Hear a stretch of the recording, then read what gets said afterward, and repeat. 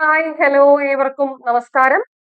മാഫോർ മലയാളം ഭാഷാ പഠന കേന്ദ്രത്തിന്റെ കേട്ടറ്റ് 3 മലയാളം ഫൈനൽ മാരത്തോൺ സീരീസിന്റെ 6ാം ഭാഗത്തിലേക്ക് ഏവർക്കും സ്വാഗതം. കാവ്യശാസ്ത്രം, സംസ്കാരം, മാധ്യമം തുടങ്ങിയ ഭാഗങ്ങളുമായി ബന്ധപ്പെട്ട ക്ലാസ്സിലേക്കാണ് നമ്മൾ ഇന്ന് കടക്കുന്നത്. അതിനു മുൻപ് ഒരു കാര്യം സൂചിപ്പിക്കട്ടെ. ഈ ക്ലാസ് നിങ്ങൾക്ക് ഉപകാരപ്പെട്ടുവെങ്കിൽ വീഡിയോ ലൈക്ക് ചെയ്യാനും ഷെയർ ചെയ്യാനും ചാനൽ സബ്സ്ക്രൈബ് ചെയ്യാനും ശ്രമിക്കുമല്ലോ. നമുക്ക് ക്ലാസ്സിലേക്ക് കടക്കാം. കാവ്യശാസ്ത്രവുമായി ബന്ധപ്പെട്ട ചോദ്യങ്ങളിലേക്കാണ് നമ്മൾ ആദ്യം കടക്കുന്നത്. കാവ്യശാസ്ത്രവുമായി ബന്ധപ്പെട്ട് നമ്മളിവിടെ പാശ്ചാത്യ സാഹിത്യ സിദ്ധാന്തങ്ങളെയും പൗരസ്ത്യ സാഹിത്യ സിദ്ധാന്തങ്ങളെയും മനസ്സിലാക്കും. പൗരസ്ത്യ സാഹിത്യ സിദ്ധാന്തം എന്ന് പറയുമ്പോൾ തന്നെ നമുക്കറിയാം അല്ലെ, പൗരസ്ത്യരായിട്ടുള്ള ആലങ്കാരികന്മാർ, സാഹിത്യ മീമാംസകർ, കവി, കാവ്യം, കാവ്യപ്രയോജനം,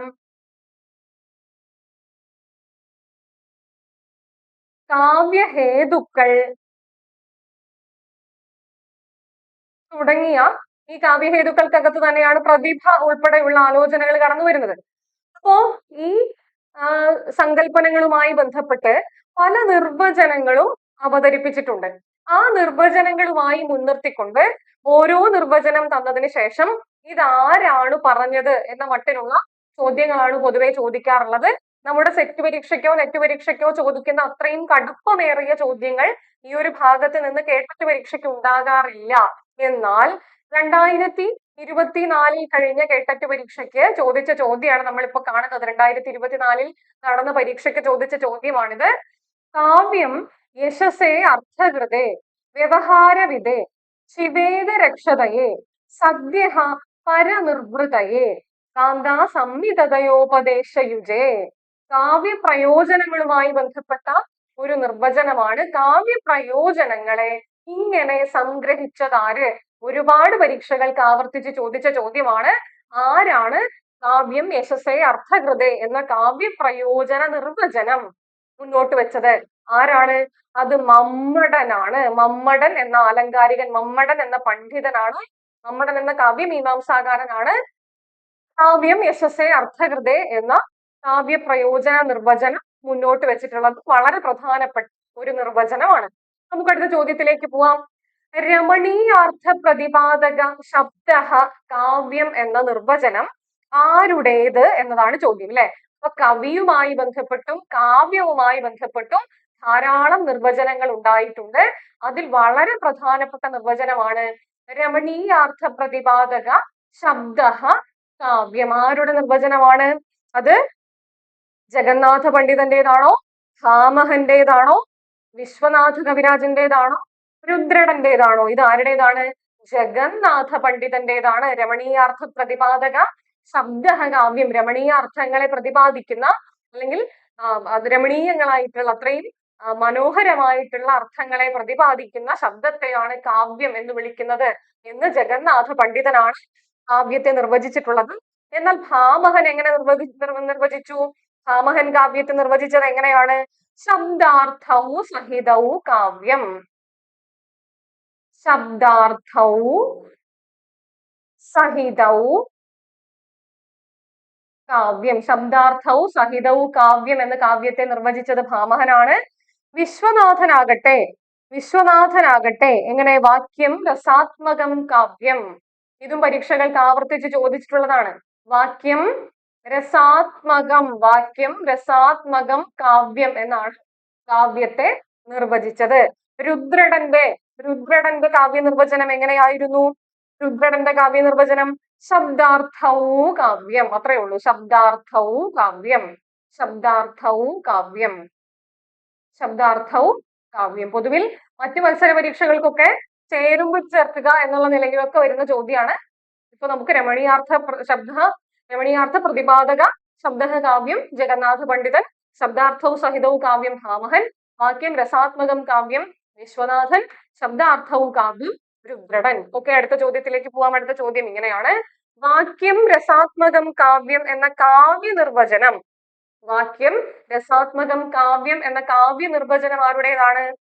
ആനന്ദവർദ്ധനൻ, വിശ്വനാഥൻ, വാമനൻ, ദണ്ഡി. വാക്യം രസാത്മകം കാവ്യം എന്ന് പറഞ്ഞത് വിശ്വനാഥ കവിരാജനാണ് അല്ലെ, വിശ്വനാഥനാണ്.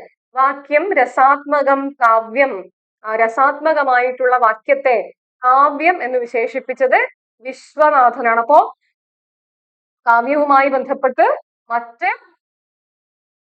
ചോദ്യ മാതൃകകളെയാണ് നമ്മൾ കണ്ടത്. വാക്യം രസാത്മകം കാവ്യം എന്നുള്ള നിർവചനം, കാവ്യ നിർവചനം ആരുടേതാണ്? അത് വിശ്വനാഥന്റേതാണ്.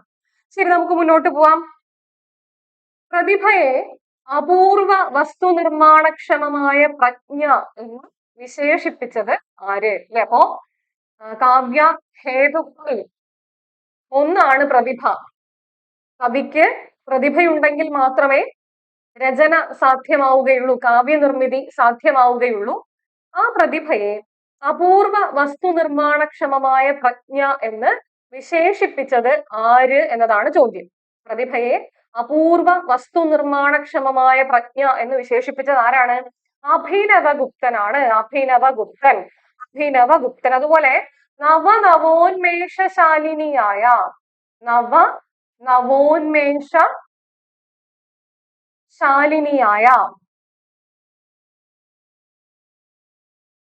പ്രജ്ഞയാണ് പ്രതിഭ എന്ന് വിശേഷിപ്പിച്ചത് ഭട്ടൗദൻ ആണ്. നവനവോന്മേഷശാലിനിയായ പ്രജ്ഞയാണ് പ്രതിഭ എന്ന് നിർവചിച്ചത് ഭട്ടതൗദനാണ്. പ്രതിഭയെ അപൂർവ വസ്തു നിർമ്മാണക്ഷമയായ പ്രജ്ഞ എന്ന് വിശേഷിപ്പിച്ചത് അഭിനവ ഗുപ്തനാണ്. അടുത്ത ചോദ്യത്തിലേക്ക് പോവാം.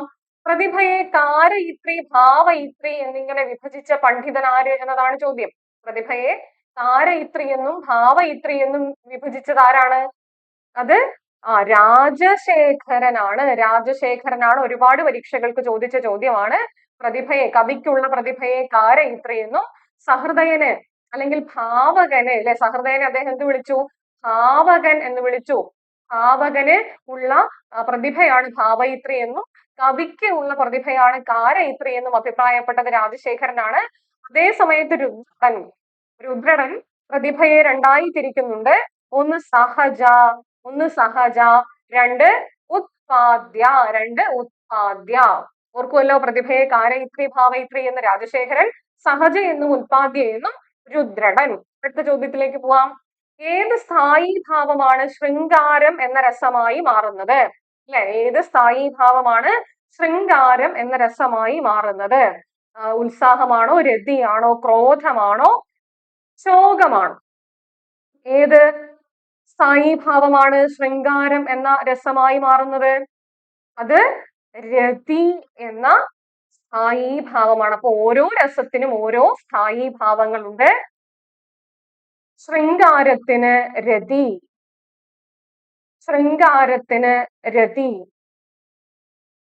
ഹാസ്യത്തിന്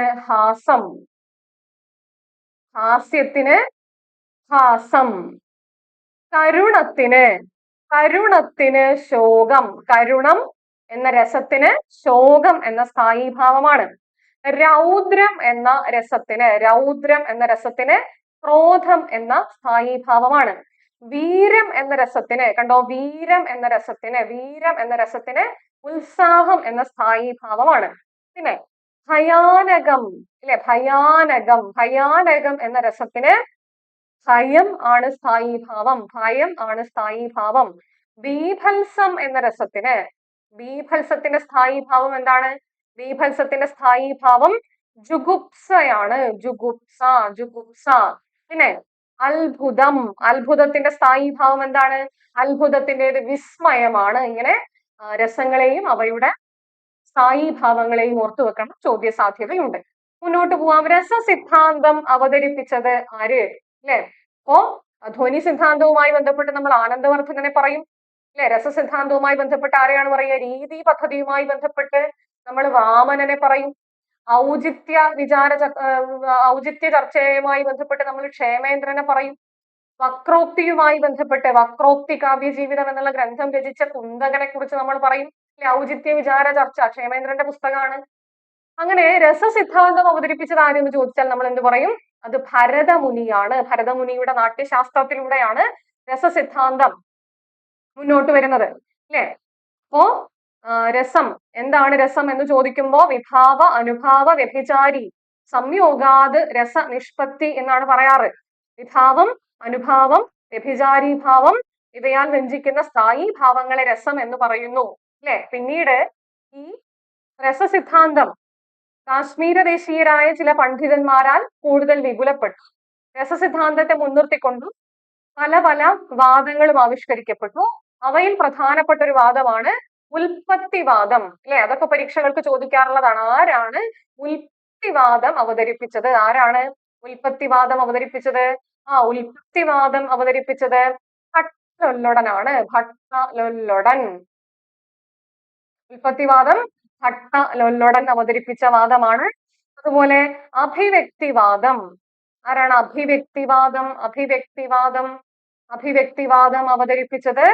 അഭിനവഗുപ്തനാണ്. അഭിവ്യക്തിവാദം അഭിനവഗുപ്തനാണ് അവതരിപ്പിച്ചത്.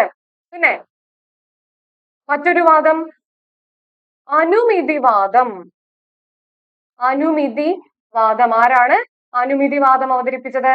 അത് ശ്രീശങ്കുകൻ ആണ്. ശ്രീശങ്കുകൻ ആണ് അനുമിതിവാദം അവതരിപ്പിച്ചത്. മറ്റൊരു വാദം കൂടിയുണ്ട്. ഇത് ഭുക്തിവാദം എന്നു പേരിൽ അറിയപ്പെടുന്നു. ഭുക്തിവാദം. ഭുക്തിവാദം അവതരിപ്പിച്ചത് ഭട്ടനായകനാണ്. ഭട്ടനായകനെയും ഭട്ടലൊല്ലൊടനെയും നമുക്ക് മാറരുത്. ഭട്ടതൗതൻ അവതരിപ്പിച്ച വാദമാണ് അനുവ്യവസായം. അനുവ്യവസായം ആരാണ്? ഭട്ടതൗതനാണ് അനുവ്യവസായം എന്ന സിദ്ധാന്തം അവതരിപ്പിച്ചിട്ടുള്ളത്. രസസിദ്ധാന്തവുമായി ബന്ധപ്പെട്ട് പ്രധാനപ്പെട്ട മറ്റ് വാദങ്ങളെയാണ് നമ്മൾ കണ്ടത്. നമുക്ക് മുന്നോട്ട് പോവാം. കുറിഞ്ചി എന്നാണ്. കുറിഞ്ചി എന്ന തിണയിൽ ഏത് ദേവതയെയാണ് ആരാധിച്ചിരുന്നത്? മായോൻ, കൊറ്റവൈ, ഇന്ദ്രൻ, മുരുകൻ. ഇതിൽ ഏത് ദേവതയെയാണ് കുറിഞ്ചി എന്ന തിണയിൽ ആരാധിച്ചിരുന്നത് എന്നതാണ് ചോദ്യം. ഏത് ദേവതയാണ് കുറിഞ്ചി തിണയിൽ ആരാധിച്ചിരുന്നത്? അത് മുരുകനെയാണ്. അപ്പൊ നമ്മൾ ഓർക്കണം, ഓരോരോ തിണയിൽ 5 തിണകളെ കുറിച്ച് പറയുന്നുണ്ട്. ദ്രാവിഡ കാവ്യശാസ്ത്രത്തിലെ 5 തിണകളിൽ ഓരോ തിണയിലും ഏതേത് ദേവതമാരെയാണ്, അല്ലെങ്കിൽ ഓരോ തിണകളുടെയും സ്വഭാവം എന്ത് എന്നുള്ള കാര്യം നമ്മൾ അറിഞ്ഞിരിക്കണം. അപ്പൊ കുറിഞ്ചിത്തിണ എന്താണ്? മലമ്പ്രദേശങ്ങളിൽ കാണുന്ന പ്രദേശം, മലമ്പ്രദേശമൊക്കെ ഉൾപ്പെടുന്ന പ്രദേശമാണ് കുറിഞ്ചിത്തിണയായി വരുന്നത്. മരുതം ജലാശയങ്ങളോട് ചേർന്ന് കാണുന്ന പ്രദേശമാണ്. അല്ലെ? ആരാണ് അവിടുത്തെ ദേവൻ? വേന്തൻ. അല്ലെ? വേന്തനാണ് മരുതം തിണയുടെ ദേവൻ. മുല്ലൈ തിണ മേച്ചിൽപ്പുറങ്ങളായിട്ടുള്ള കുറ്റിക്കാടുകളും ഒക്കെ നിറഞ്ഞിട്ടുള്ള പ്രദേശമാണ് മുല്ലൈ തിണ. നെയ്തൽ തിണ എന്നുള്ളത് കടലോരം അല്ലെങ്കിൽ സമുദ്ര തീരമാണ്. അല്ലെ? അവിടുത്തെ ദേവൻ സമുദ്രദേവനായിട്ടുള്ള വരുണനാണ്. പാലൈ തിണ ഊഷരഭൂമിയാണ്. കൊറ്റവൈ എന്ന സമരദേവത. അല്ലെ? കൊറ്റവൈ പാലൈ തിണയുമായി ബന്ധപ്പെട്ടിരിക്കുന്നു. അപ്പോ ദ്രാവിഡ കാവ്യശാസ്ത്രവുമായി ബന്ധപ്പെട്ട കാര്യവും നമ്മുടെ പരീക്ഷകൾക്ക് ചോദിക്കാറുണ്ട്. നമുക്ക് മുന്നോട്ട് പോവാം. ഇനി നമ്മൾ പോകുന്നത് പാശ്ചാത്യ സാഹിത്യ സിദ്ധാന്തങ്ങളുമായി ബന്ധപ്പെട്ട ചർച്ചയിലേക്കാണ്. പാശ്ചാത്യ സാഹിത്യ സിദ്ധാന്തങ്ങളുമായി ബന്ധപ്പെട്ട പ്ലേറ്റോ, അരിസ്റ്റോട്ടില്, അതുപോലെ ലോങ്കിനസ്, ഐ.എ. റിച്ചാർഡ്സ്, കോൾബ്രിഡ്ജ് തുടങ്ങിയ പണ്ഡിതന്മാരുമായി ബന്ധപ്പെട്ടൊക്കെ ചോദ്യം ചോദിക്കാറുണ്ട്. ഏറ്റവും പുതിയ കാലത്തിലേക്ക് വരുമ്പോൾ റൊളാങ് ബാർത്ത്, ദെറീദ, താരതമ്യേന പുതിയ കാലമാണ് കേട്ടോ. അതായത് ഒരു ക്ലാസിസത്തിന്റെയും നിയോ ക്ലാസിസത്തിന്റെയും വിമർശനത്തിൽ നിന്ന് പുതിയ കാലഘട്ടം, അതാണ് ഞാൻ ഉദ്ദേശിച്ചത്. അപ്പൊ ആ കാലഘട്ടത്തിലേക്ക് വരുമ്പോൾ, അല്ലെങ്കിൽ ഘടനാവാദത്തിന്റെ പശ്ചാത്തലത്തിൽ വരുന്ന ഒരു കാലഘട്ടത്തിലേക്ക് വരുമ്പോൾ സൊസ്യൂറിനെ കുറിച്ചും ദെർദയെ കുറിച്ചും ബാർത്തിനെ കുറിച്ചൊക്കെ ഉള്ള ചോദ്യങ്ങൾ നമുക്ക് കാണാൻ വേണ്ടിയിട്ട് സാധിക്കുന്നുണ്ട്. തന്റെ ആദർശ രാഷ്ട്രത്തിൽ സാഹിത്യത്തിന് പ്രവേശനമില്ല എന്ന് പ്രഖ്യാപിച്ച ചിന്തകൻ ആര് എന്നുള്ളതാണ് ചോദ്യം. നമുക്ക് ഒരു സംശയമില്ലാത്ത ചോദ്യമാണ്. അത് പ്ലേറ്റോയാണ്. അദ്ദേഹത്തിന്റെ ആദർശ രാഷ്ട്രത്തെ റിപ്പബ്ലിക് എന്ന് വിളിച്ചു. അല്ലെ? റിപ്പബ്ലിക് എന്ന് വിളിച്ചു. പിന്നെ അദ്ദേഹം കലയെ ദാരിദ്ര്യം പിടിച്ച മാതാപിതാക്കൾക്ക് ജനിച്ച ദാരിദ്ര്യം പിടിച്ച കുട്ടിയാണ് എന്ന് അഭിപ്രായപ്പെട്ടു. അല്ലെ? പിന്നെ അദ്ദേഹത്തിന്റെ വളരെ പ്രധാനപ്പെട്ട ഒരു കൃതിയുണ്ട്, ഇയോൺ എന്നുള്ള കൃതി. അല്ലെ? ഇയോൺ എന്നുള്ള കൃതി കാവ്യ പ്രയോജനത്തെ സംബന്ധിച്ച തന്റെ നിരീക്ഷണങ്ങളൊക്കെയും അദ്ദേഹം അവതരിപ്പിച്ചത് ഇയോൺ എന്ന തന്റെ കൃതിയിലൂടെയാണ്. വളരെ പ്രധാനപ്പെട്ട കൃതിയാണ്. ശരി. അപ്പൊ അദ്ദേഹത്തിന്റെ മറ്റൊരു പ്രധാനപ്പെട്ട കാര്യം, അദ്ദേഹം അവതരിപ്പിച്ചിട്ടുള്ള ചില തത്വങ്ങളാണ്, അല്ലെങ്കിൽ അദ്ദേഹം അവതരിപ്പിച്ചിട്ടുള്ള ചില ആശയങ്ങളാണ്. ഒന്നാമതായത് ആശയവാദമാണ്. അല്ലെങ്കിൽ ആശയതത്വമാണ്. ആശയതത്വം, കാവ്യനിരാസതത്വം, അനുകരണതത്വം, പ്രചോദന തത്വം. ഈ 4 വാദങ്ങളാണ് പ്രധാനമായും പ്ലേറ്റോ മുന്നോട്ട് വെച്ചത്. ആശയതത്വം, അനുകരണതത്വം, പ്രചോദന തത്വം, കാവ്യ നിരാസ തത്വം. ഇതൊക്കെയും അവതരിപ്പിച്ചത് ആരെന്ന് ചോദിച്ചാൽ പ്ലേറ്റോയാണ്. രണ്ടാമത്തെ ചോദ്യം നോക്കൂ. ഭാവനയെ സെക്കൻഡറി എന്നും പ്രൈമറി എന്നും വിഭജിച്ച് പഠിച്ചതാര്? പ്രാഥമിക ഭാവന, ദ്വിതീയ ഭാവന, അങ്ങനെ വിഭജിച്ച് ഭാവനയെ പഠിച്ചതാരാണ്? അത് കോൾറിഡ്ജ് ആണ്. കോൾറിഡ്ജ് ആണ് ഭാവനയെ ദ്വിതീയ ഭാവനയെന്നും പ്രാഥമിക ഭാവനയെന്നും വിഭജിച്ച് പഠന വിധേയമാക്കിയത് കോൾറിഡ്ജ് ആണ്. അടുത്ത ചോദ്യം നോക്കൂ. ഴാക്ക് ദെറീദ എന്ന ഫ്രഞ്ച് തത്വചിന്തകൻ, ഴാക്ക് ദെറീദ എന്ന ഫ്രഞ്ച് തത്വചിന്തകൻ താഴെ കൊടുത്തിരിക്കുന്നവയിൽ ഏത് വാദവുമായി ബന്ധപ്പെട്ടിരിക്കുന്നു? അല്ലെ, ഴാക്ക് ദെറീദ അപനിർമ്മാണവുമായി അല്ലെങ്കിൽ ഡീകൺസ്ട്രക്ഷനുമായി ബന്ധപ്പെട്ടയാളാണ്. അപനിർമ്മാണവുമായി ബന്ധപ്പെട്ട പണ്ഡിതനാണ്. ഘടനാവാദവുമായി ബന്ധപ്പെട്ട് നമ്മൾ ആലോചിക്കുമ്പോൾ നമ്മൾ സൊസ്യൂറിനെ കുറിച്ച് പറയും, അല്ലെ? ഫെർഡിനാൻഡ് ഡി സൊസ്യൂറിനെ കുറിച്ച് പറയും. അദ്ദേഹത്തിന്റെ a course in general linguistics, അല്ലെ, a course in general linguistics എന്നുള്ള പുസ്തകത്തെ കുറിച്ചൊക്കെ നമ്മൾ പറയും. അതുപോലെ സൊസ്യൂർ അവതരിപ്പിച്ചിട്ടുള്ള ചില വാദങ്ങളെ കുറിച്ച് നമ്മൾ പറയും, അല്ലെ? ചില സങ്കല്പനങ്ങളെ കുറിച്ച് നമ്മൾ പറയും. ഭാഷ, ഭാഷണം, ഏകകാലികം, ബഹുകാലികം, അല്ലെ? ഭാഷണത്തെയാണ് നമ്മൾ ലാങ്, പരോള് എന്നൊക്കെ പറയുക. അപ്പൊ ഇതൊക്കെയും നമ്മുടെ ചോദ്യ സാധ്യത തന്നെയാണ്. അപ്പോ അപനിർമ്മാണവുമായി ബന്ധപ്പെട്ട പണ്ഡിതനാണ് ഴാക്ക് ദെറീദ. അടുത്ത ചോദ്യം. 7 ടൈപ്സ് ഓഫ് ആംബിഗ്വിറ്റി എന്ന ഗ്രന്ഥം രചിച്ചതാര് എന്നതാണ് ചോദ്യം. 7 ടൈപ്സ് ഓഫ് ആംബിഗ്വിറ്റി എന്ന ഗ്രന്ഥം രചിച്ചത് ആരാണ്? അരിസ്റ്റോട്ടിൽ ആണോ, മാത്യു അർണോൾഡ് ആണോ, E.A. റിച്ചാർഡ്സ് ആണോ, വില്യം എംസൺ ആണോ? ആരാണ് അത്? വില്യം എംസൺ എന്ന പണ്ഡിതനാണ് 7 ടൈപ്സ് ഓഫ് ആംബിഗ്വിറ്റി എന്ന ഗ്രന്ഥം രചിച്ചത്. 7 ടൈപ്സ് ഓഫ് ആംബിഗ്വിറ്റി വില്യം എംസൺ രചിച്ച ഗ്രന്ഥമാണ്. ദുരന്ത നാടകവുമായി ബന്ധമില്ലാത്തത് ഏത് എന്നതാണ് അടുത്ത ചോദ്യം. അപ്പോ അരിസ്റ്റോട്ടിലാണ്, അല്ലെ? അരിസ്റ്റോട്ടിലാണ് ട്രാജഡി എന്ന സങ്കല്പം അവതരിപ്പിക്കുന്നത്. അരിസ്റ്റോട്ടിൽ വളരെ പ്രധാനപ്പെട്ട ചില പോയിന്റ്സ് ആണ് അരിസ്റ്റോട്ടിലുമായി ബന്ധപ്പെട്ട്. പ്ലേറ്റോയുടെ ശിഷ്യനായിരുന്നു അരിസ്റ്റോട്ടിൽ, അല്ലെ? അദ്ദേഹം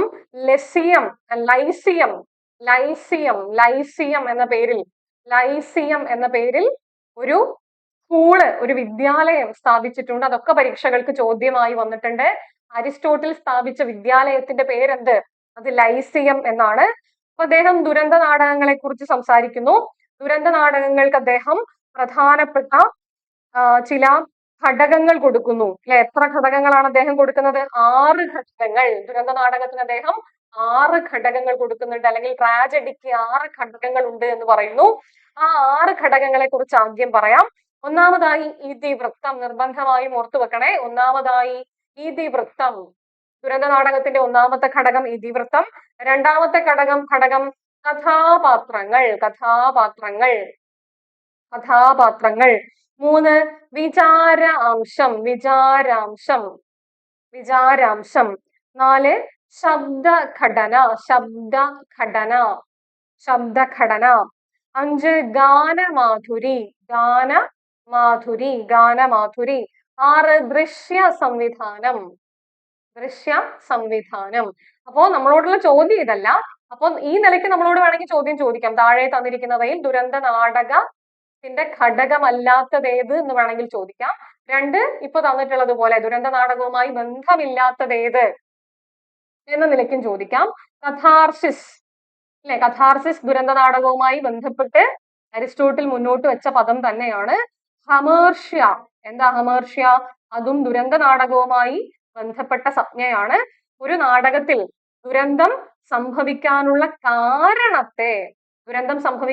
കാരണത്തെയാണ് അരിസ്റ്റോട്ടിൽ എന്ത് വിളിക്കുന്നത്? ഹമേർഷ്യ എന്ന് വിളിക്കുന്നത്. പിന്നെ നാഥോദയം എന്നൊരു സംഗതി എവിടെ നടക്കുന്നില്ല? ദുരന്ത നാടകങ്ങളിൽ നടക്കുന്നില്ല. പിന്നെ സ്ഥിതി വിപര്യം ദുരന്ത നാടകവുമായി ബന്ധപ്പെട്ട സങ്കല്പം തന്നെയാണ്. അപ്പൊ നമ്മൾ ശരിയായ ഉത്തരം നാഥോദയം എന്നുള്ളതാണ്. നാഥോദയം എന്തിന്റെ ഭാഗമല്ല? ദുരന്ത നാടകങ്ങളുടെ ഭാഗമല്ല. അതുകൊണ്ട് അതാണ് ശരിയായ ഉത്തരം. അപ്പോ ദുരന്ത നാടകത്തിന് 6 ഘടകങ്ങൾ ഉണ്ട് എന്ന് പറയുന്നു. അരിസ്റ്റോട്ടിൽ പറയുന്നു ആ ഘടകങ്ങൾ അറിയണം. ലൈസിയത്തെ കുറിച്ച് മനസ്സിലാക്കണം. പിന്നെ കഥാർസിസ്, ഹമേർഷ്യ, മിമേസിസ്, അങ്ങനെ ഒരു സങ്കല്പനം കൂടി അദ്ദേഹം അവതരിപ്പിക്കുന്നുണ്ട്. മിമേസിസ്, അനുകരണവുമായി ബന്ധപ്പെട്ട് മിമേസിസ് എന്ന സങ്കല്പം അവതരിപ്പിച്ചിട്ടുള്ളതും അരിസ്റ്റോട്ടിൽ തന്നെയാണ്. അദ്ദേഹത്തിന്റെ ഗ്രന്ഥം ദി പൊയറ്റിക്സ് പരീക്ഷകൾക്ക് ചോദിച്ചിട്ടുണ്ട്. പൊയറ്റിക്സ് എന്ന ഗ്രന്ഥം ആരുടേത്? അതും അരിസ്റ്റോട്ടിലിൻ്റെതാണ്. ദി പൊയറ്റിക്സ് എന്ന ഗ്രന്ഥവും അരിസ്റ്റോട്ടിലിൻ്റെതാണ്. അരിസ്റ്റോട്ടിലുമായി ബന്ധപ്പെട്ട് മറ്റൊരു കാര്യം കൂടിയുണ്ട്. ഐക്യത്രയ സിദ്ധാന്തം അവതരിപ്പിച്ചത് ആരാണ്? സ്ഥലം, കാലം, ക്രിയ എന്നിവയടങ്ങിയ ഐക്യത്രയ സിദ്ധാന്തം, സ്ഥലം, കാലം, ക്രിയ എന്നിവയടങ്ങിയ ഐക്യത്രയ സിദ്ധാന്തം, സ്ഥലം, കാലം, ക്രിയ ഇവയടങ്ങിയ ഐക്യത്രയ സിദ്ധാന്തം അവതരിപ്പിച്ചിട്ടുള്ളത് അരിസ്റ്റോട്ടിലാണ്. ഓക്കെ, നമുക്ക് അടുത്ത ചോദ്യത്തിലേക്ക് പോവാം. പൊയറ്റിക്സ് എന്ന വിഖ്യാത കൃതിയുടെ കർത്താവ് ആരാണ്? പൊയറ്റിക്സ് എന്ന വിഖ്യാത കൃതിയുടെ കർത്താവ് നമ്മളിപ്പോ പറഞ്ഞു, അത് അരിസ്റ്റോട്ടിലാണ്. പൊയറ്റിക്സ് എന്ന വിഖ്യാത കൃതിയുടെ കർത്താവ് അരിസ്റ്റോട്ടിലാണ്. ശരി, അപ്പോ മറ്റൊരു ചോദ്യത്തിലേക്ക് നമുക്ക് പോവാം. മറ്റൊരു ചോദ്യം നമ്മൾ കാണുന്നു. കവിതാ വിശകലനത്തെ പോയസിസ്, പോയമ, പൊയറ്റിക്ക എന്ന് വിഭജിച്ചത് ആര്? കവിതാ വിശകലനത്തെ പോയസിസ്, പോയമ, പൊയറ്റിക്ക എന്ന് വിഭജിച്ചത് ആരാണ്? T.S. എലിയട്ട് ആണോ, ലോങ്കിനസ് ആണോ, ഹോരസ് ആണോ, ദാന്തെ ആണോ? ഇത് ഹോരസ് ആണ്. ഒരുപാട് പരീക്ഷകൾക്ക് ചോദിച്ച ചോദ്യമാണ്. കവിതാ വിശകലനത്തെ പോയസിസ്, പോയമ, പൊയറ്റിക്ക എന്ന് വിഭജിച്ചത് ഹോരസ് ആണ്. ശരി, അടുത്ത ചോദ്യത്തിലേക്ക് പോവാം. അഭിസംക്രമണ സിദ്ധാന്തം കലാപഠനത്തിന് ആവിഷ്കരിച്ചത് ആര്? കലാപഠനത്തെ സംബന്ധിച്ചിടത്തോളം അഭിസംക്രമണ സിദ്ധാന്തം അവതരിപ്പിച്ചത് ആരാണ് എന്നുള്ളതാണ് ചോദ്യം. ശരിയായ ഉത്തരം ലിയോ ടോൾസ്റ്റോയി ആണ്. എന്താണ് കല എന്ന പേരിൽ അദ്ദേഹം ഒരു പുസ്തകം എഴുതിയിട്ടുണ്ട്. എന്താണ് കല, വാട്ട് ഈസ് ആർട്ട്, അല്ലെ? അത് ലിയോ ടോൾസ്റ്റോയിയുടെ പുസ്തകമാണ്. അഭിസംക്രമണ സിദ്ധാന്തം കലാപഠനത്തിന് ആവിഷ്കരിച്ചതും അദ്ദേഹം തന്നെയാണ്. അപ്പൊ ലോങ്കിനസിനെ കുറിച്ച് പറഞ്ഞു. ലോങ്കിനസ് അവതരിപ്പിച്ച സിദ്ധാന്തം എന്താണ്? ലോങ്കിനസ് ഉദാത്തതാവാദം അവതരിപ്പിച്ചത് ലോങ്കിനസ് ആണ്. ഓക്കെ, മുന്നോട്ട് പോവാം. ഒബ്ജക്റ്റീവ് കോറിലേറ്റീവ് എന്ന ആശയം അവതരിപ്പിച്ച നിരൂപകൻ ആരാണ്? ഒബ്ജക്റ്റീവ് കോറിലേറ്റീവ് എന്ന ആശയം അവതരിപ്പിച്ചത് T.S. Eliot, Matthew Arnold, Croce, I.A. Richards. ആരാണ്? ഒബ്ജക്റ്റീവ് കോറിലേറ്റീവിനെയാണ് പറയുന്നത് എന്ത്? വസ്തു സംയോജക സിദ്ധാന്തം.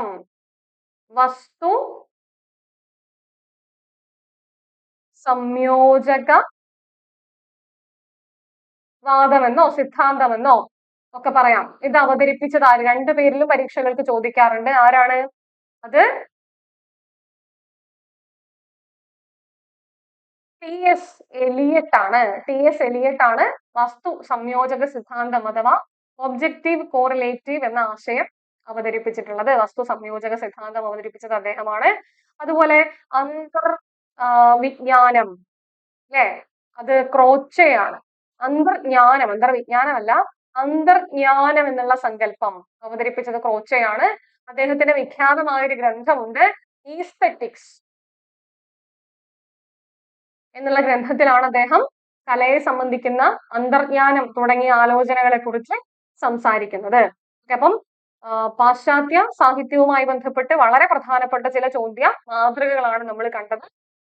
മറ്റൊരു ചോദ്യ സാധ്യതയിലേക്ക് പോകുന്നത് വ്യാകരണവുമായി ബന്ധപ്പെട്ട സാധ്യതയാണ്. വ്യാകരണവുമായി ബന്ധപ്പെട്ട കൂടുതൽ ചോദ്യങ്ങൾ മുൻപ് ചാനലിൽ അപ്ലോഡ് ചെയ്തിട്ടുള്ള മാരത്തോൺ സെഷനിൽ നിങ്ങൾക്ക് കാണാൻ പറ്റും. ആ ഭാഗങ്ങളിൽ ഉൾപ്പെടാത്ത കുറച്ചുകൂടി പ്രധാനപ്പെട്ട ചില ചോദ്യങ്ങളാണ് ഈ ക്ലാസ്സിൽ ഉൾപ്പെടുത്തിയിട്ടുള്ളത്. ഒന്നാമത്തെ ചോദ്യം നോക്കാം. ലകാരം വത്സ്യമായി തീരും, അവർഗം പരമാവുകിൽ എന്ന സന്ധി നിയമത്തിന് ഉദാഹരണമായ പദം ഏത് എന്നതാണ് ചോദ്യം. ലകാരം വത്സ്യമായി തീരും, അവർഗം പരമാവുകിൽ എന്ന സന്ധി നിയമത്തിന് ഉദാഹരണമായ പദം ഏത് എന്നുള്ളതാണ് ചോദ്യം. വിണ്ടലം, വലഞ്ഞു, വിറ്റു, മലർപ്പൊടി തുടങ്ങിയ ഓപ്ഷൻസ് തന്നിരിക്കുന്നു. ശരിയായ ഉത്തരം വിറ്റു എന്നുള്ളതാണ്. അതായത് വില് അധികം ടു എന്നതാണ് വിറ്റു എന്നുള്ളതിനെ പിരിച്ചെഴുതാൻ നമുക്ക് സാധിക്കുന്ന രൂപം ലകാരം വത്സ്യമായി തീരും. അല്ലെ, വില് എന്നുള്ളതിലെ ലകാരം വത്സ്യമായി തീരും അവർഗം പരമാവുകിൽ.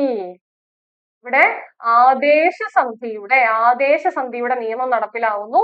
അപ്പം ലകാരത്തിന് പരമായി തവർഗത്തിൽപ്പെട്ട ഏതെങ്കിലും അക്ഷരങ്ങൾ വന്നാൽ ആ ലകാരം പോയി പകരം വത്സ്യമായിട്ടുള്ള ചകാരം ആദേശമായി വരും എന്നുള്ളതാണ് ഈ സന്ധി നിയമം.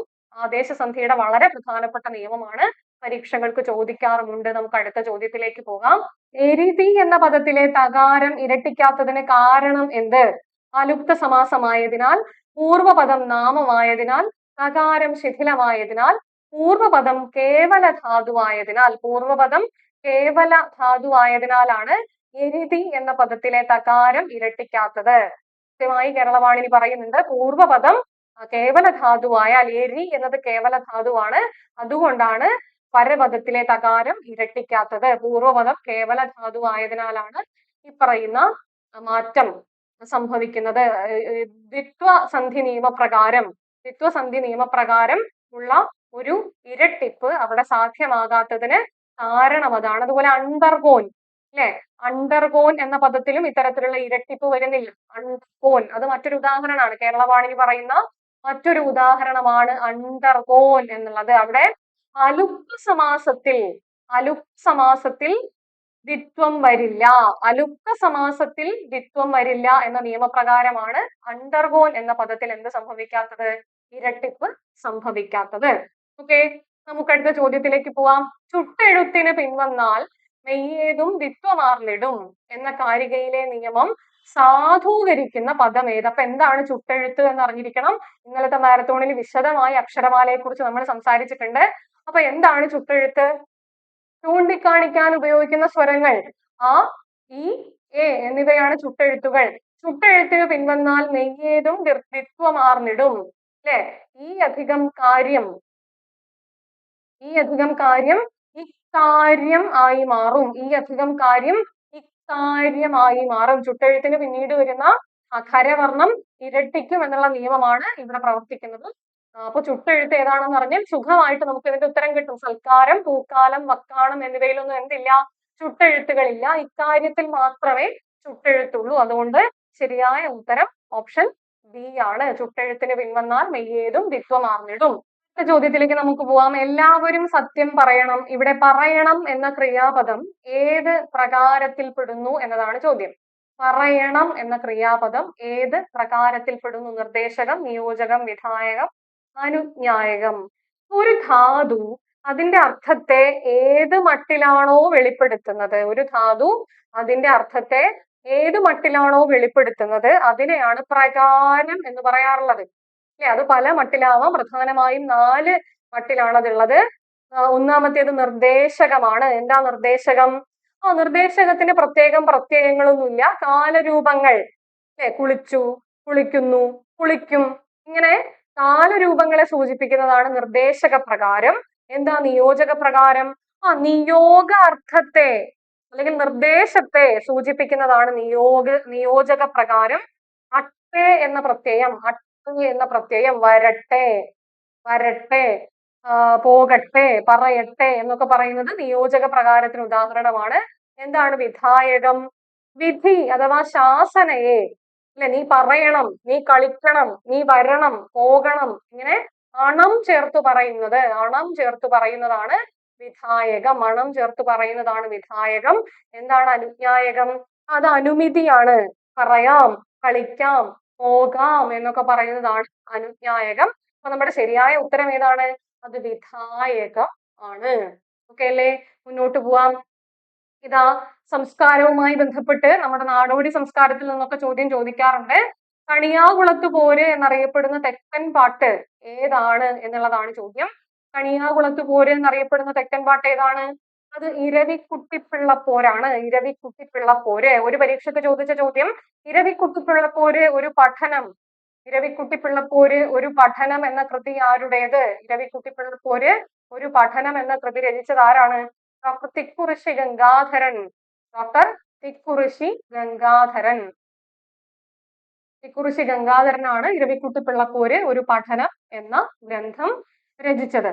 അല്ലെ, ചെങ്ങന്നൂർ ആദിപ്പാട്ട് അല്ലെ, അത് എന്താണ്, ഒരു ഇടനാടൻ പാട്ടാണ്, ഒരു ഇടനാടൻ പാട്ടാണ്. അഞ്ചുതമ്പുരാൻ പാട്ടും കന്നഡിയാൻ പോരും ഒക്കെ ഈ പറയുന്നത് പോലെ തെക്കൻ പാട്ട് വിഭാഗങ്ങളിൽ ഉൾപ്പെടുന്നവയാണ്. അടുത്ത ചോദ്യം നോക്കൂ. കൊച്ചി മുസിരിസ് ബിനാലെ സംഘടിപ്പിക്കുന്നത് എത്ര വർഷം കൂടുമ്പോഴാണ്? എത്ര വർഷം കൂടുമ്പോഴാണ് കൊച്ചി മുസിരിസ് ബിനാലെ സംഘടിപ്പിക്കുന്നത്? അത് 2 വർഷം കൂടുമ്പോഴാണ്. 2 വർഷം കൂടുമ്പോഴാണ് കൊച്ചി മുസിരിസ് ബിനാലെ സംഘടിപ്പിക്കുന്നത്. സാഹിത്യ പ്രവർത്തക സഹകരണ സംഘത്തിന്റെ ആസ്ഥാനം എവിടെ?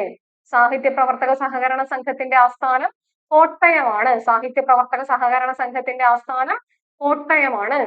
പൂരക്കളിക്ക് പ്രസിദ്ധിയാർജിച്ച ദേശം ഏത്? പൂരക്കളിക്ക് പ്രസിദ്ധിയാർജിച്ച ദേശം അല്ലെ, പാലക്കാടൻ പ്രദേശങ്ങളിലാണ് പൂരക്കളി, സോറി, ഉത്തര മലബാർ പ്രദേശങ്ങളിലാണ് പൂരക്കളി കൂടുതലായും കാണപ്പെടുന്നത്. എന്നാൽ കണ്ണിയാർ കളിക്ക് പ്രസിദ്ധിയാർജിച്ച ദേശം ഏതെന്ന് ചോദിച്ചാൽ അത് മാറിപ്പോയതാണ് കേട്ടോ. കണ്ണിയാർ കളിക്ക് പ്രസിദ്ധമായ ദേശമാണ് പാലക്കാട് അല്ലെ. പാലക്കാടിന്റെ തനതായ ഒരു കലാരൂപം എന്ന് നമുക്ക് പറയാവുന്ന കലാരൂപമാണ് കണ്ണിയാർ കളി. കണ്ണിയാർ കളി. അടുത്ത ചോദ്യം നോക്കൂ. കേരള കലാമണ്ഡലത്തിന്റെ ആസ്ഥാനം എവിടെയാണ്? കേരള കലാമണ്ഡലത്തിന്റെ ആസ്ഥാനം എവിടെയാണ്? അമ്പലപ്പുഴ, ചെറുതോണി, ചെറുതുരുത്തി, കിള്ളിക്കുറിശി, മംഗലം. കേരള കലാമണ്ഡലത്തിന്റെ ആസ്ഥാനം ചെറുതുരുത്തിയിലാണ്. കേരള കലാമണ്ഡലത്തിന്റെ ആസ്ഥാനം ചെറുതുരുത്തിയിലാണ്. ചെറുതുരുത്തിയിലാണ്. ഭാരതീയ നൃത്തകലകളെ അഭ്യസിപ്പിക്കുന്ന ഒരു ഡീംഡ് യൂണിവേഴ്സിറ്റിയാണ് ഈ പറയുന്ന കേരള കലാമണ്ഡലം. തൃശൂർ ജില്ലയിലെ ചെറുതുരുത്തിയിലാണ്. വള്ളത്തോളും മണക്കുളം മുകുന്ദരാജയും അല്ലെ, വള്ളത്തോളും മണക്കുളം മുകുന്ദരാജയും ചേർന്നിട്ടാണ് ഈ സ്ഥാപനത്തിന് രൂപം നൽകിയത്. ഈ സ്ഥാപനത്തിന് രൂപം നൽകിയത് വള്ളത്തോളും മണക്കുളം മുകുന്ദരാജയും ചേർന്നാണ്. അടുത്ത ചോദ്യം നോക്കൂ. കേരളത്തിലെ ആദ്യത്തെ പത്രം എന്നറിയപ്പെടുന്ന രാജ്യസമാചാരം ആരംഭിച്ചത് ആര്? മാധ്യമം എന്ന ഭാഗത്ത് നിന്നുള്ള ചോദ്യമാണ് അല്ലെ. കേരളത്തിലെ ആദ്യത്തെ പത്രം എന്നറിയപ്പെടുന്ന രാജ്യസമാചാരം ആരംഭിച്ചത് ഹെർമൻ ഗുണ്ടർട്ടാണ്. 1847 തലശ്ശേരിയിലെ ഇല്ലിക്കുന്നിൽ നിന്ന് ആരംഭിച്ച പത്രമാണ് രാജ്യസമാചാരം. രാജ്യസമാചാരം. ചോദ്യം നോക്കൂ. ഗ്രന്ഥാലോകം എന്ന ആനുകാലികത്തിന്റെ പ്രസാധകർ ആരാണ് എന്നതാണ് ചോദ്യം. ഈ നിലയ്ക്കുള്ള ചോദ്യങ്ങൾ പരീക്ഷയ്ക്ക് വരാറുണ്ട്. ഒന്നുകിൽ ആനുകാലികം തന്നതിന് ശേഷം പ്രസാധകർ ആരാണെന്ന് ചോദിക്കും, അല്ലെങ്കിൽ പ്രസാധകരെ തന്നതിന് ശേഷം ആനുകാലികം ഏതാണ് എന്ന് ചോദിക്കും. ഗ്രന്ഥാലോകത്തിന്റെ പ്രസാധകർ കേരള സ്റ്റേറ്റ് ലൈബ്രറി കൗൺസിൽ ആണ്. കേരള സ്റ്റേറ്റ് ലൈബ്രറി കൗൺസിലിന്റെ മുഖമാസികയാണ് ഗ്രന്ഥാലോകം. ലൈബ്രറി കൗൺസിലിന്റെ മുഖമാസികയാണ് ഗ്രന്ഥാലോകം. ഒരുപാട് പരീക്ഷകൾക്ക് ചോദിച്ചിട്ടുണ്ട്. അതുപോലെ കേരള സംഗീത നാടക അക്കാദമിയുടെ മുഖപത്രമാണ് അല്ലെങ്കിൽ പ്രസിദ്ധീകരണമാണ് കേളി. സംഗീത നാടക അക്കാദമിയുടേത് കേളി. സംസ്ഥാന ബാലസാഹിത്യ ഇൻസ്റ്റിറ്റ്യൂട്ടിന്റേത് തളിര്. ബാലസാഹിത്യ ഇൻസ്റ്റിറ്റ്യൂട്ടിന്റേത് തളിര്. ഫോക്ലോർ അക്കാദമിയുടെ പ്രസിദ്ധീകരണമാണ് പൊലി. ഫോക്ലോർ അക്കാദമിയുടെ പ്രസിദ്ധീകരണമാണ് പൊലി. കേരള സാഹിത്യ അക്കാദമിക്ക് ധാരാളം പ്രസിദ്ധീകരണങ്ങളുണ്ട്. സാഹിത്യ ലോകം, സാഹിത്യ ചക്രവാളം, മലയാളം ലിറ്റററി സർവേ തുടങ്ങിയ പ്രസിദ്ധീകരണങ്ങൾ കേരള സാഹിത്യ അക്കാദമിയുടേതാണ്. ഒക്കെ ഇപ്പൊ മാറിപ്പോയില്ലല്ലോ. ഓരോ ആനുകാലികവും അതിന്റെ പ്രസാധകരും വളരെ പ്രധാനപ്പെട്ട ചോദ്യ സാധ്യതയാണ്. കോട്ടയത്ത് CMS പ്രസ് സ്ഥാപിച്ചത് ആര് എന്നുള്ളതാണ് ചോദ്യം. ആരാണ് കോട്ടയത്ത് CMS പ്രസ് സ്ഥാപിച്ചത്? അത് ബെഞ്ചമിൻ ബെയ്ലിയാണ്. ബെഞ്ചമിൻ ബെയ്ലിയുടെ നേതൃത്വത്തിലാണ് കോട്ടയത്ത് CMS പ്രസ് 1721 സ്ഥാപിക്കപ്പെട്ടത്. CMS പ്രസ് കേരളത്തിലെ ആദ്യത്തെ മലയാളം അച്ചടിശാല എന്നൊക്കെ അറിയപ്പെടുന്ന പ്രസ്സാണ് CMS പ്രസ്. ഇനി അടുത്ത ചോദ്യത്തിലേക്ക് പോവാം. ഫോക്ലോർ നിഘണ്ടുവിന്റെ കർത്താവ് ആര്? ഫോക്ലോർ നിഘണ്ടുവിന്റെ കർത്താവ് ആരാണ്? Raghavan പയ്യനാടാണോ, ME Vishnu നമ്പൂതിരിയാണോ, Rajan ഗുരുക്കളാണോ, MR Raghava വാര്യരാണോ? Folklore നിഘണ്ടു ഒരുപാട് പരീക്ഷകൾക്ക് ചോദിച്ച് കണ്ടിട്ടുള്ള ചോദ്യമാണ്. ഫോക്ലോർ നിഘണ്ടുവിന്റെ കർത്താവ് ആര്? അത് MV വിഷ്ണു നമ്പൂതിരിയാണ്. ഫോക്ലോറുമായി ബന്ധപ്പെട്ട് ധാരാളം ഗ്രന്ഥങ്ങൾ എഴുതിയിട്ടുള്ള ആളാണ് അദ്ദേഹം. ഫോക്ലോർ നിഘണ്ടുവിന്റെ കർത്താവ് MV വിഷ്ണു നമ്പൂതിരിയാണ്. കേരളത്തിലെ നാടോടി നാടകങ്ങൾ എന്ന ഗ്രന്ഥം രചിച്ചത് SK നായരാണ്. നാടോടി വിജ്ഞാനീയം പോലുള്ള ധാരാളം കൃതികൾ MV വിഷ്ണു നമ്പൂതിരിയുടേതായിട്ടുണ്ട്. കേരളത്തിലെ കാളി സേവ എന്ന പേരിൽ കേരളത്തിലെ കാളി സേവ എന്ന പേരിലുള്ള ഗ്രന്ഥം രചിച്ചത് ചേലനാട്ട് അച്യുതമേനോനാണ്. അങ്ങനെ ഫോക്ലോറുമായി ബന്ധപ്പെട്ട് ധാരാളം ഗ്രന്ഥങ്ങൾ ഉണ്ടായിട്ടുണ്ട്. പന്തളം കേരളവർമ്മ പത്രാധിപരായിരുന്ന മാസിക ഏത് എന്നതാണ് ചോദ്യം. പന്തളം കേരളവർമ്മ പത്രാധിപരായിരുന്ന മാസിക ഏത് എന്നുള്ളതാണ് ചോദ്യം. ഏതാണ് പന്തളം കേരളവർമ്മ പത്രാധിപരായിരുന്ന മാസിക? ഇത് കവന കൗമുദിയാണ്. കവന കൗമുദിയാണ്. വിവേകോദയത്തിന്റെ പത്രാധിപരായിരുന്നത് കുമാരനാശാനായിരുന്നു. അല്ലെ? മിതവാദിയുടേത് മൂർക്കോത്ത് കുമാരനായിരുന്നു. മംഗളോദയം യോഗക്ഷേമ സഭയുടെ മുഖപത്രമായിരുന്നു. അല്ലെ? അപ്പൊ അങ്ങനെ പത്രമാസികകളുമായി ബന്ധപ്പെട്ടും ചോദ്യം വരാൻ സാധ്യതയുണ്ട്. പന്തളം കേരളവർമ്മ പത്രാധിപരായിരുന്ന മാസികയാണ് കവന കൗമുദി എന്ന മാസിക. അടുത്ത ചോദ്യം നോക്കൂ. താഴെ പറയുന്നവയിൽ നവമാധ്യമം അല്ലാത്തത് ഏത്? താഴെ പറയുന്നവയിൽ നവമാധ്യമം അല്ലാത്തത് ഏത്? Ebook, blog, ham radio, website. ഏതാണ് താഴെ പറയുന്നവയിൽ നവമാധ്യമം അല്ലാത്തത്? അത് ഹാം റേഡിയോ ആണ്. എന്താണ് ഹാം റേഡിയോ? വിനോദം, സന്ദേശവിനിമയം, പരീക്ഷണം, പഠനം തുടങ്ങിയ ആവശ്യങ്ങൾക്ക് വേണ്ടി നിശ്ചിത ആവൃത്തിയിലുള്ള തരംഗങ്ങൾ ഉപയോഗിച്ച് സ്വകാര്യ വ്യക്തികൾ നടത്തുന്ന റേഡിയോ സന്ദേശവിനിമയമാണ് ഹാം റേഡിയോ. ഹാം റേഡിയോയാണ് അമച്വർ റേഡിയോ എന്ന പേരിലും അറിയപ്പെടുന്നത്. അമച്വർ റേഡിയോ എന്ന പേരിലും അറിയപ്പെടുന്നത് ഹാം റേഡിയോയാണ്. അപ്പൊ വളരെ പ്രധാനപ്പെട്ട ഒരു സെഷനിലൂടെയാണ് നമ്മൾ കടന്നുപോയത്. ഇനി വളരെ ചുരുങ്ങിയ സമയമാണ് നമ്മുടെ മുന്നിലുള്ളത്. ആ സമയം കൊണ്ട് വളരെ ഭംഗിയായി പരീക്ഷയ്ക്ക് ഒരുങ്ങുക. അപ്പോ കൂടുതൽ ക്ലാസ്സുകളുമായി മറ്റ് ക്ലാസ്സുകളിൽ നമുക്ക് കാണാം. അതുവരെ എല്ലാവർക്കും മാഫോർ മലയാളം ഭാഷാ പഠന കേന്ദ്രത്തിന്റെ നന്ദി അറിയിക്കുകയാണ്. ഒരിക്കൽ കൂടി ഓർമ്മപ്പെടുത്തുന്നു, ഈ വീഡിയോ നിങ്ങൾക്ക് ഉപകാരപ്രദമായെങ്കിൽ നിങ്ങളുടെ നിർദ്ദേശങ്ങളും അഭിപ്രായങ്ങളും കൃത്യമായി വീഡിയോയ്ക്ക് താഴെ ചേർക്കാൻ ശ്രദ്ധിക്കുമല്ലോ. മറ്റൊരു ക്ലാസ്സിൽ കാണുന്നത് വരെ എല്ലാവർക്കും നന്ദി.